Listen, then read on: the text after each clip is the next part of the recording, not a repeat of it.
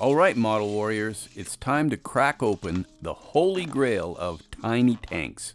Well, technically it's an armored car, but that's just splitting hairs. Say hello to the MiniArt Austin Armoured Car 1918 pattern. Yes, the Austin Armoured Car 1918 pattern. The perfect blend of we need something bulletproof and does it come in green? And who can blame them? When you're rolling through battlefields that look like a World War I themed mud bath, you need something that says, please don't shoot me. But if you do, good luck getting through this baby. This isn't your average Hot Wheels toy. No, my friends. This is a bite-sized chunk of World War I history, ready to make your weekend both stressful and glorious. Grab your glue, your brushes, and maybe a drink or two. You're gonna need them. Boom! Look at that. Sprues everywhere. It's like Christmas morning. If Santa delivered you a British war machine designed for Russians, hijacked by history, and sent to the Middle East with Dunster Force. Yeah, Dunster Force. That's the Avengers of the World War I armored vehicles. Except, instead of battling space aliens, they were battling, well, other humans, which is probably messier. Look at all those rivets. Just screams bulletproof, doesn't it? Back in 1918, the Austin Motor Company was pumping out these babies like they were the Model T of military vehicles. Originally designed for Russia, because what's more Russian than rolling through snow in a fortress on wheels? But spoiler alert, Russia had a revolution, and their armored car wish list kind of got canceled. The Brits, they said, sure, we'll take them, give them some upgrades, and send them off to fight in Persia. Cue sand, heat, and a lot of armored car badassery. This little guy right here, full 360-degree turret rotation. That's right, spin it around to your heart's content and make sure no bad guy gets away. In fact, slap some paint on this, add a little weathering, and suddenly you've got a mini warrior ready for action. Oh, and the detail? This kit isn't just some plastic blob. It's practically a history lesson in resin and plastic. Ah, the manual, the holy guide of not gluing your fingers together or accidentally creating a World War I monster truck. MiniArt lays it all out for you, step by step, from those twin turrets to the chunky tires that scream, I'm ready for a desert battlefield. But don't let it fool you, this ain't no IKEA furniture manual. One wrong move, and that meticulously detailed engine you worked so hard to look accurate, poof, gone in the chaos. You're not just rolling into the park here. No, sir. This Austin Armoured Car was built to handle it all. Dirt, mud, rubble, maybe the occasional trench. And the Series 3, the version you're looking at here, was the upgraded model. Got all the fixes the Russians wanted, but never got to use. Brits took one look and said, we'll take two and some armor upgrades, thanks. Next thing you know, it's handling war zones like a champ. This model, it's got all that built in, from the gunner's seat to the engine block. Speaking of turrets, these babies aren't just for show. We're talking fully detailed guns, 360-degree I see you boom action. Paint them, assemble them, and you've got yourself one heck of a conversation piece. Or maybe just something to stare at proudly while your friend Todd asks how many hours he spent building it. Hint. The answer is always more than it should be. So there you have it, the unboxing of the MiniArt Austin Armoured Car, 1918 pattern British service.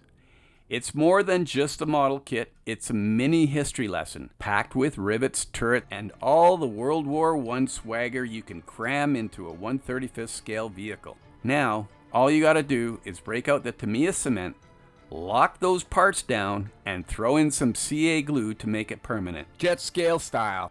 In the meantime and in between time, get ready to spend your weekend as a true historical plastic warrior.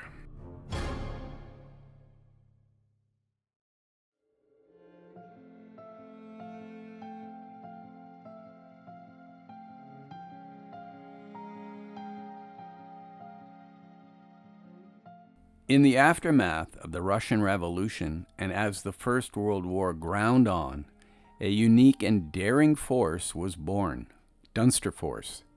This Allied mission, formed in December 1917 and commanded by Major General Lionel Dunsterville, sought to fill the power vacuum left by the crumbling Tsarist army. Its mission?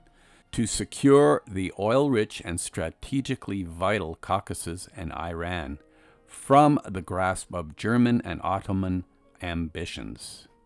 Dunster Force was a small elite unit comprising fewer than 350 Australian, British, New Zealand, and Canadian officers and non-commissioned officers.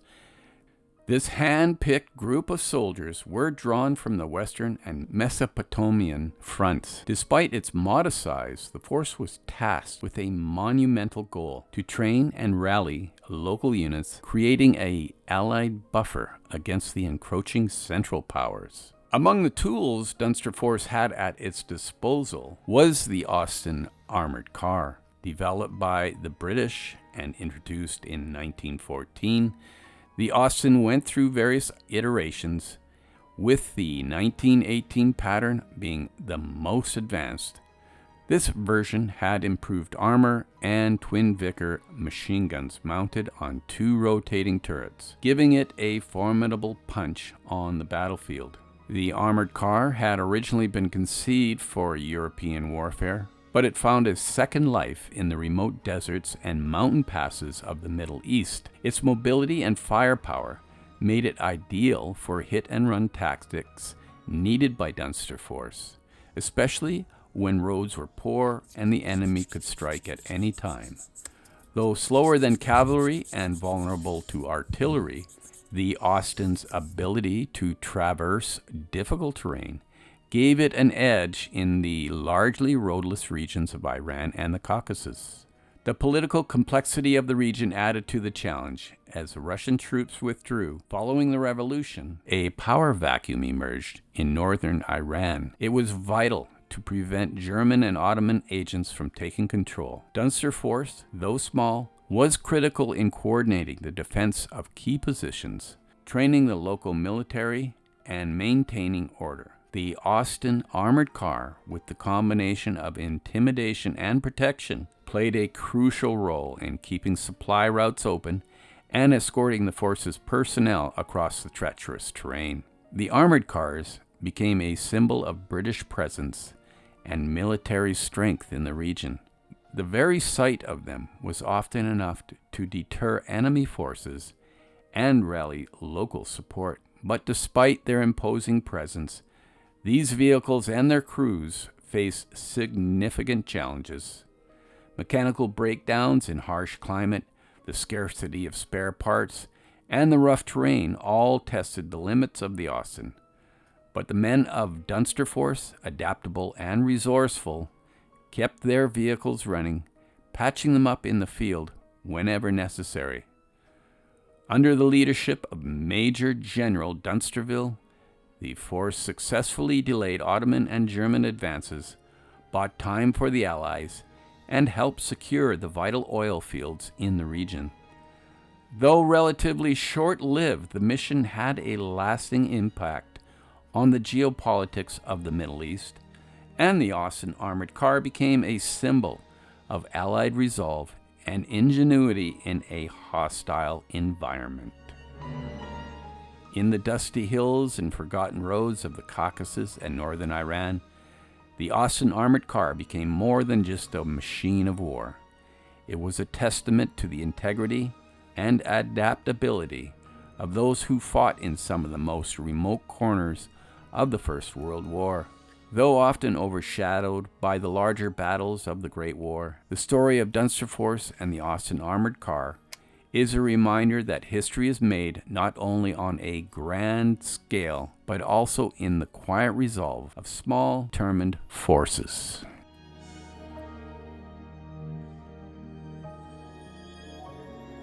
All right, that B-74 is going to be the key, I think, to getting everything lined up properly.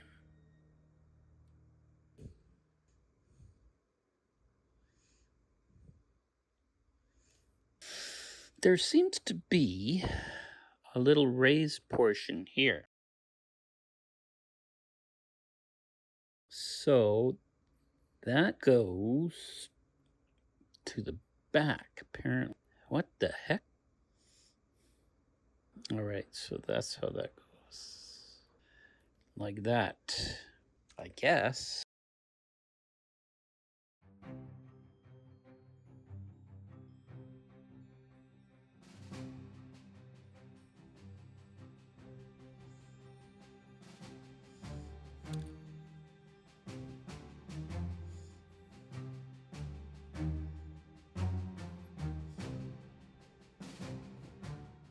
This is a nice little groove there. It's kind of a, I've never seen the way MiniArt does stuff in any other manufacturer.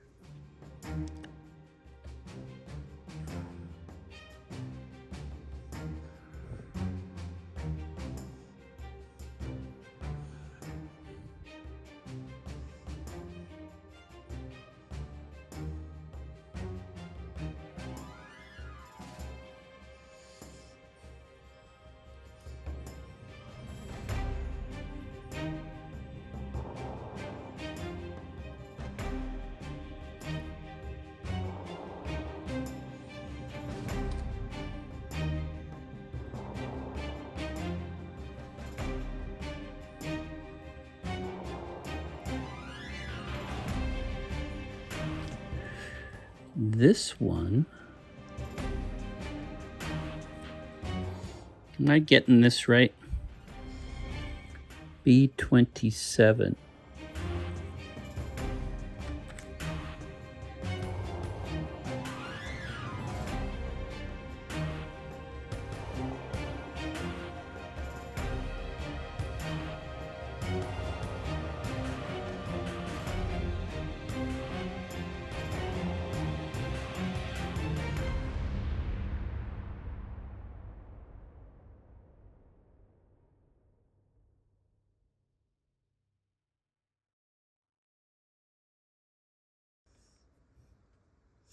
Oh, there's a little pin there.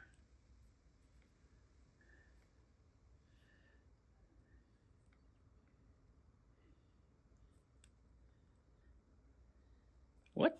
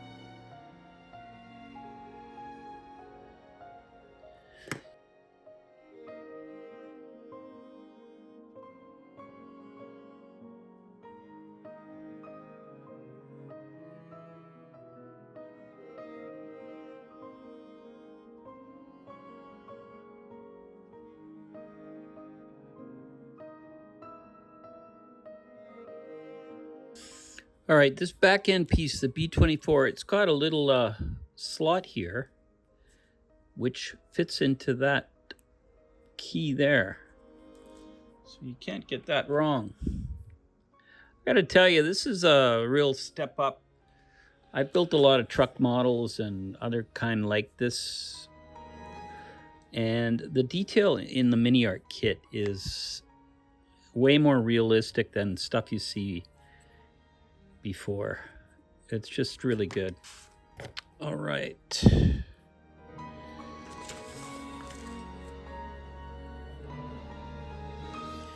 Let's see, we've got this one here. And you're not supposed to glue it, apparently. It goes in there. Okay, so I gotta find part 55. B55. Did I already take you off and I've already lost you? Yep. All right, I'll be right back. I gotta get on my knees. All right, I found it. So that slots into there. I guess like that. All right, and okay, we need DA2 as well. So let's get that one. Oops, I forgot to drill this hole. Damn it. All right, so let's do that. 1.2 millimeter.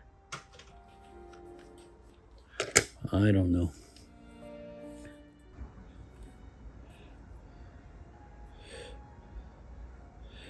Shit. I'm going to take this apart and do it properly.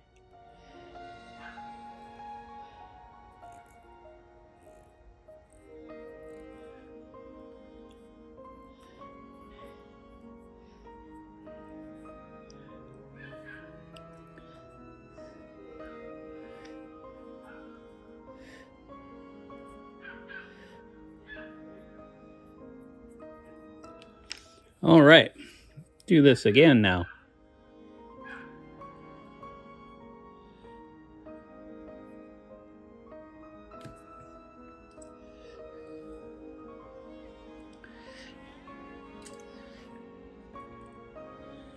All right.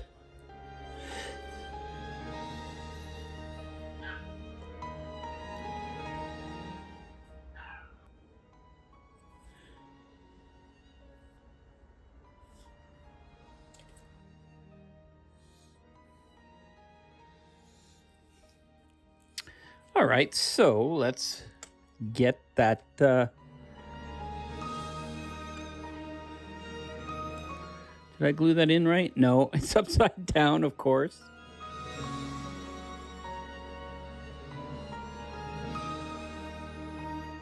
It's upside down.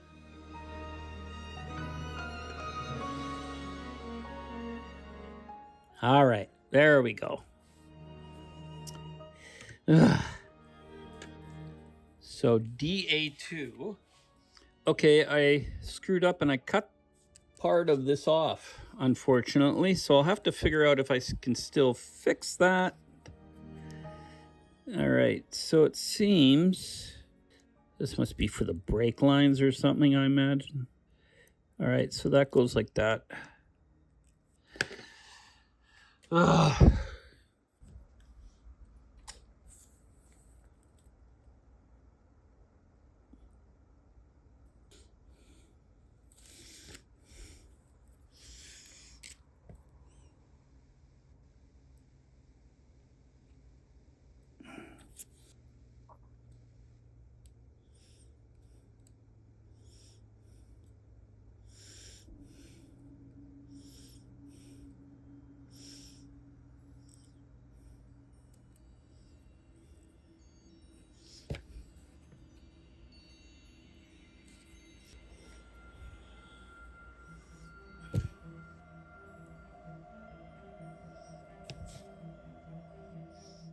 All right, let's start here at the back.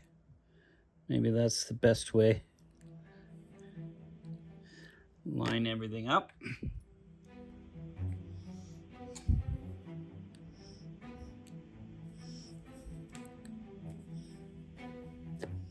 All right, now let's get this one in.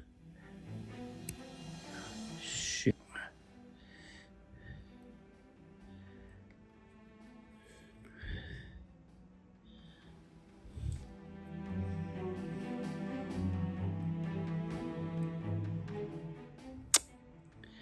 Come on.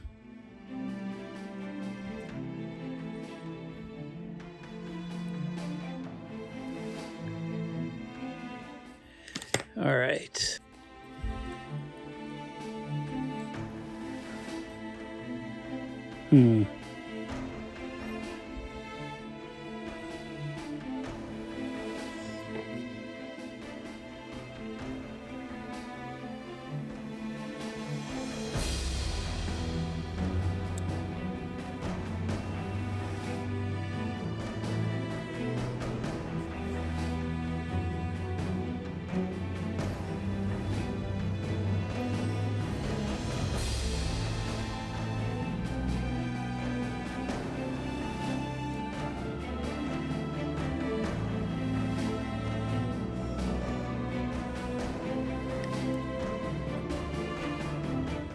All right, let's just double check everything before we walk away.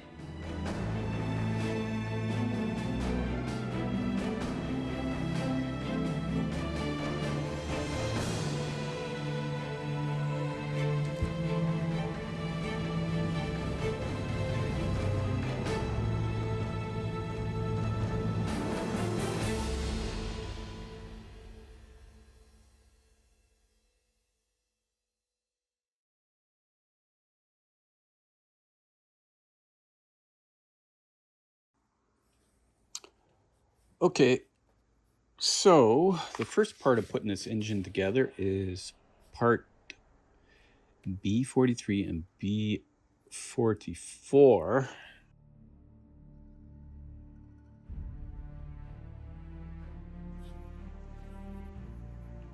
So I guess that is the crankcase, my guess.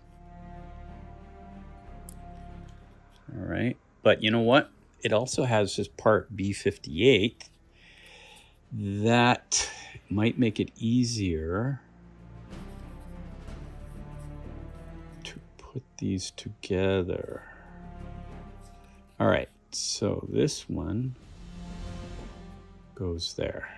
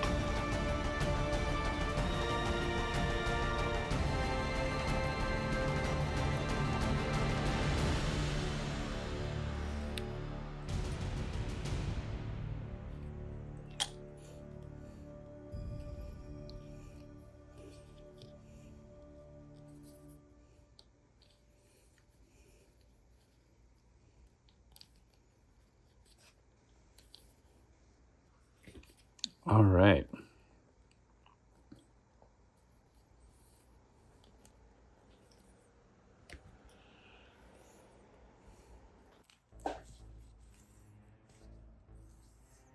Okay, so that's together. And great fit, very, very good. So, and then you've got very positive indications as to where everything goes here. So just put a little glue there, a little glue there, a little glue there.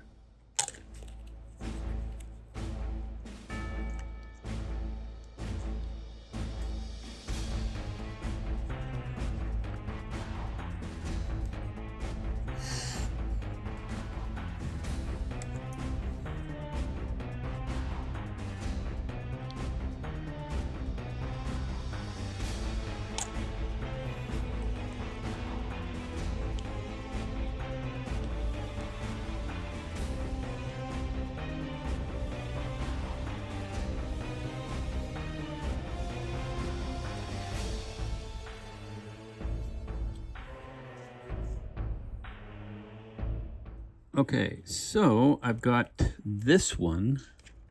Where is B? Oh, it's this. You can see here. But I'm going to skip putting that small part on until I get this on, because if I have to put any pressure, it will move. Oh, I can see I need to push this down a little bit. There's a little bit of a gap there still. So let's drop a little glue. There we go. Okay.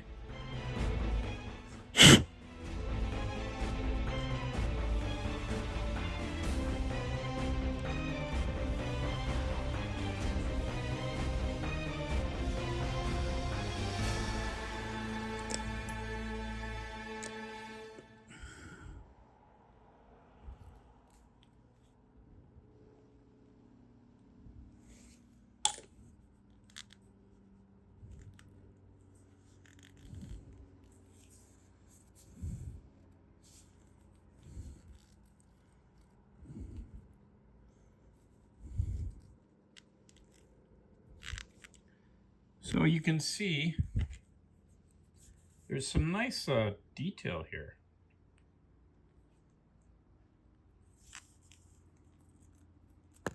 There's some more writing down here. All right. Oh, bloody heck. You see what I mean? You have to keep all the little things off until you got the big things done. All right, well, you can see here there's like a place for spark plugs. And let's see, I gotta double check. So I'm going to drill out these insertion points for the wires, the ignition wires that go to the coil. What I do first, though, is I'm taking a pin and I'm making an indent into the plastic so that the drill doesn't skate around and makes a mess. Wow, I didn't realize that was so shaky.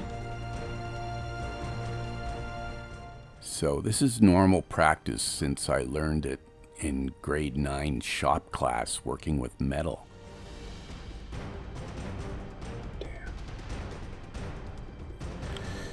Damn.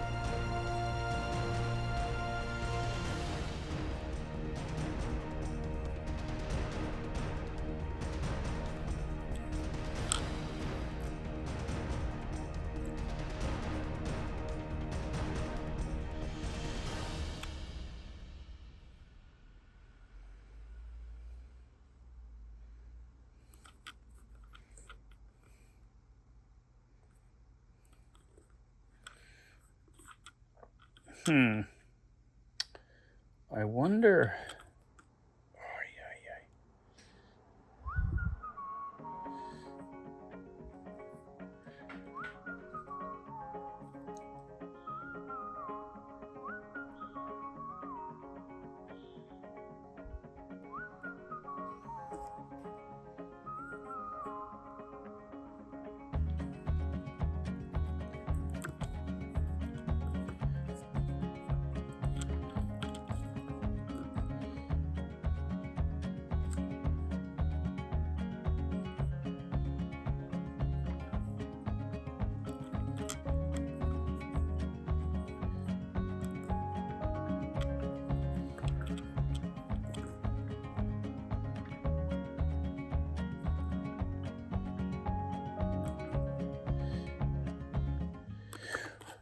All right, so that's done.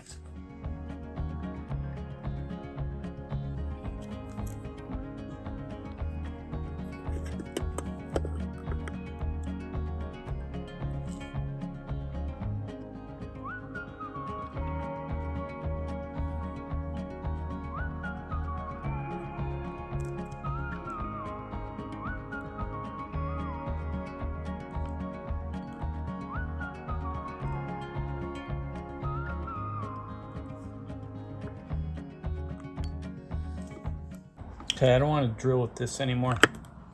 I've got an 80 mil. What about that one? Are those smaller? I want to see.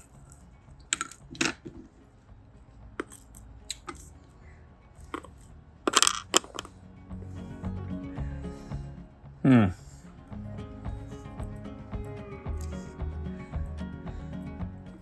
maybe that one actually might work better.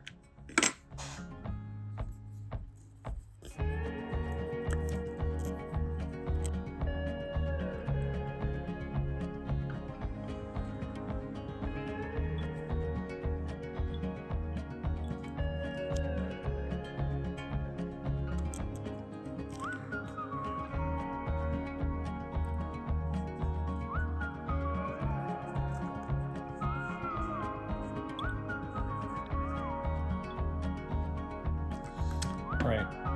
Unfortunately, I don't have a smaller drill.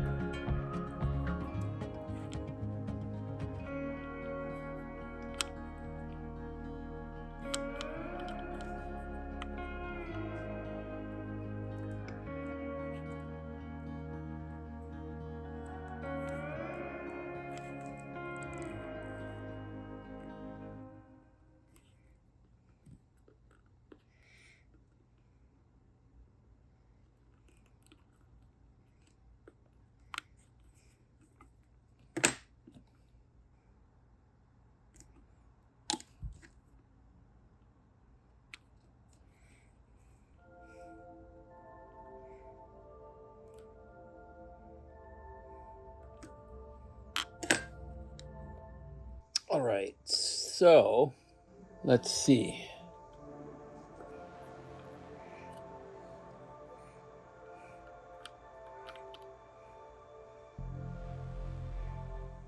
Okay, this is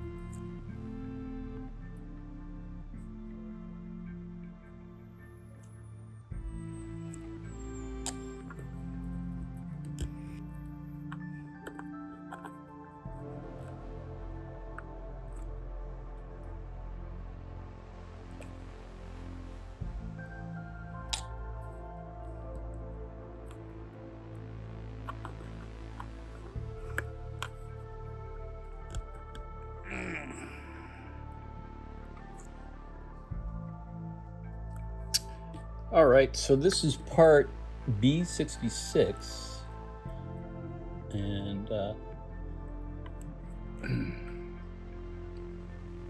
let's see.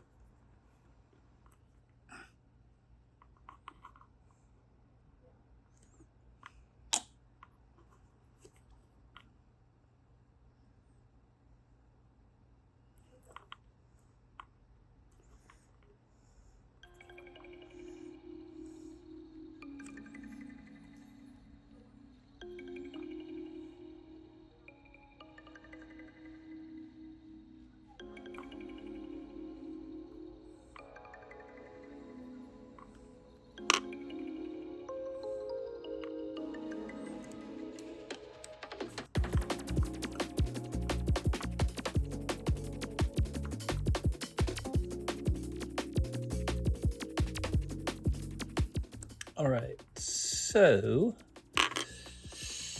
then we have another set of pipes.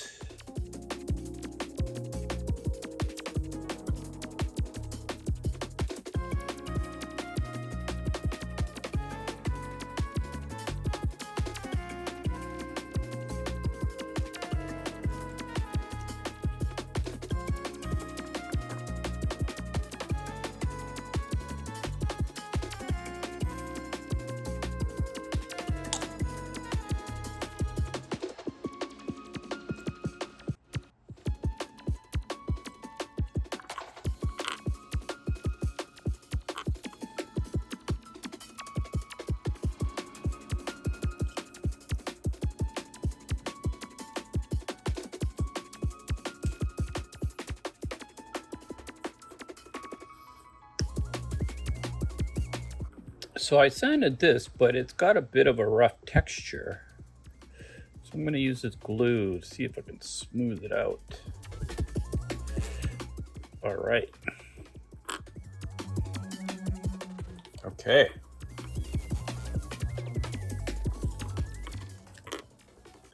All right, so now on the other side, we're going to attach this pipage.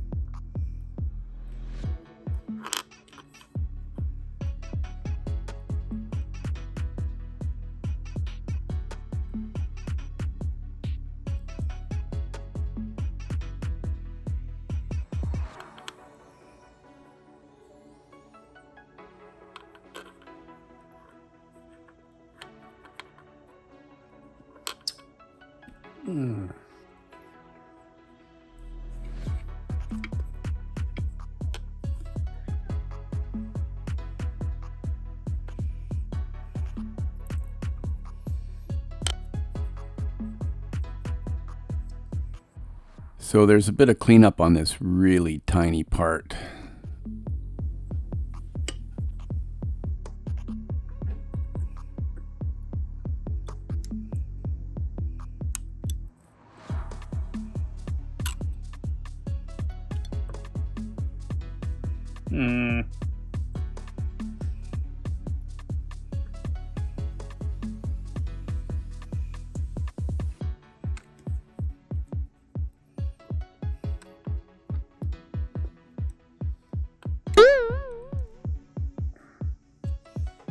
Damn it. Where did that go now?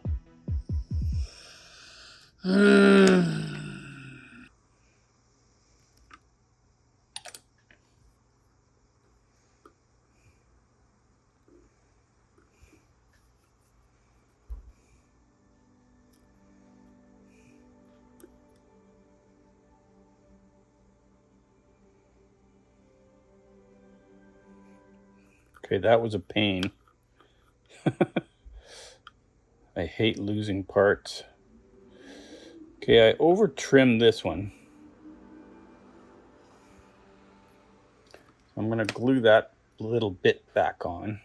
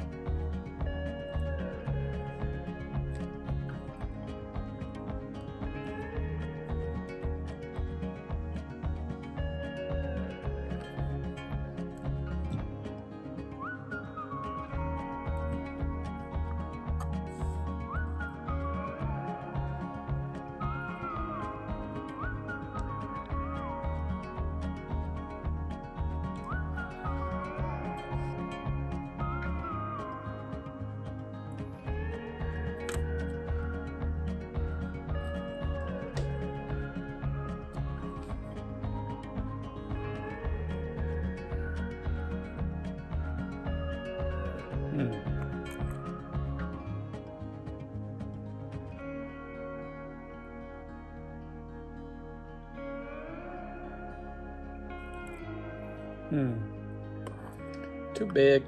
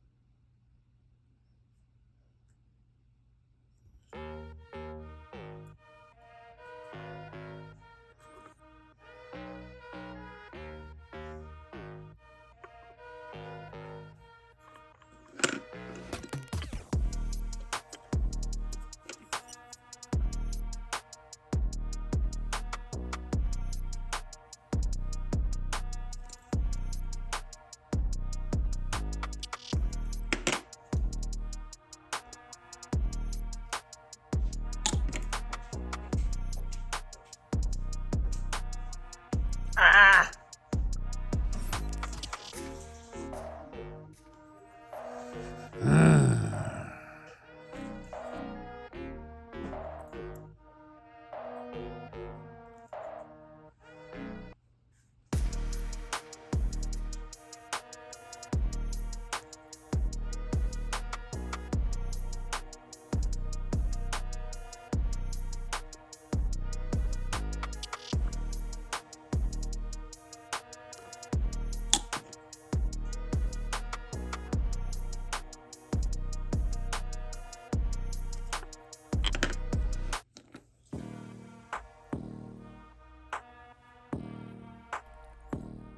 All right, folks, that wraps up our first look at the MiniArt 1/35 scale Austin Armoured Car 1918 pattern from the Dunster Force. We've covered what's inside the kit, got the frame and engine built, and sorted out the ignition wiring. Plenty more to come as we dive deeper into the build, but for now, we're off to a solid start. In the meantime, and in between time, that's another edition of Jet Scale Models. Y'all come back now, you hear?